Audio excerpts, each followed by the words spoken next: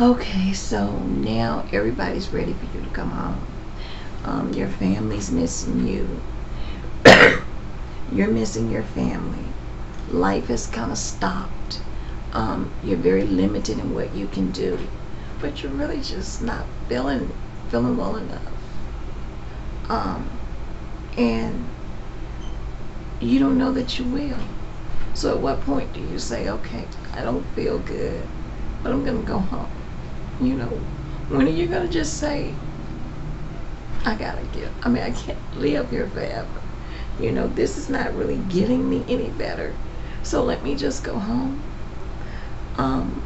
That's difficult. That's very difficult because there are so many emotions there because your family, they just want you there. They're not thinking about what they're asking you to do. They're not thinking.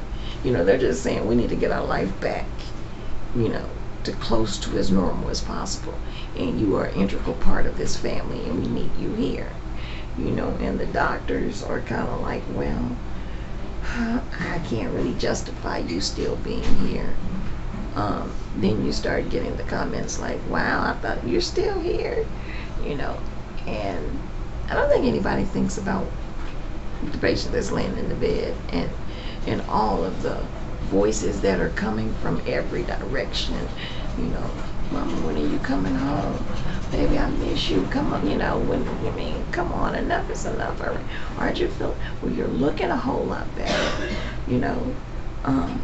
or at least you're up to date, you're smiling. And it's like,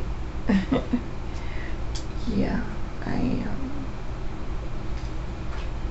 Yeah, I guess I should go home now.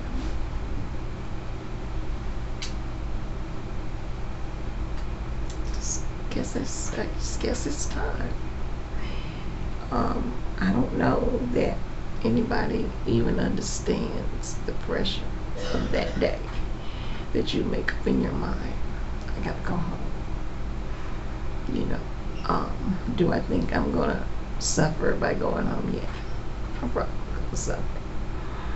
But the hospital is pressuring the doctor. And so they do that in many ways. They do through insurance, through this little hierarchy, and they're looking at numbers, and and I understand that fully. And plus, the hospital's not a good place, to get well. I'm just being totally honest with you, because you run the risk of picking up infections and all kinds of other stuff. So you want to get in and get out as quickly as possible. You're definitely not getting any rest because they're in and out several times during the night and then all during the day. So it's not like you're able to rest. There's just that conflict there that I don't feel any better today than I did a week ago. Well, I guess my breathing has gotten better. My oxygen levels are coming up, but I still feel so lousy. I still feel so lousy, but it is what it is, and it does what it do. I guess that's how they say it. It's so, you learn how to press on, and do what needs to be done, because nobody ever really has put themselves in your shoe. Nobody has really laid there and said, wow, she's been there a week. I know she wants to go home. It must be awful to want to go and know that you're just not up to it.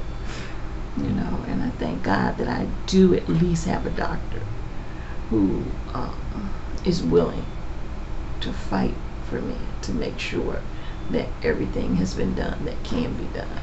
And when you have that type of assurance, your battle, that whole process is not really that bothersome to you, because that regardless to how many insurance companies are involved or how many hospital heads are saying it's time to get her out of there, then he has done everything that he can do.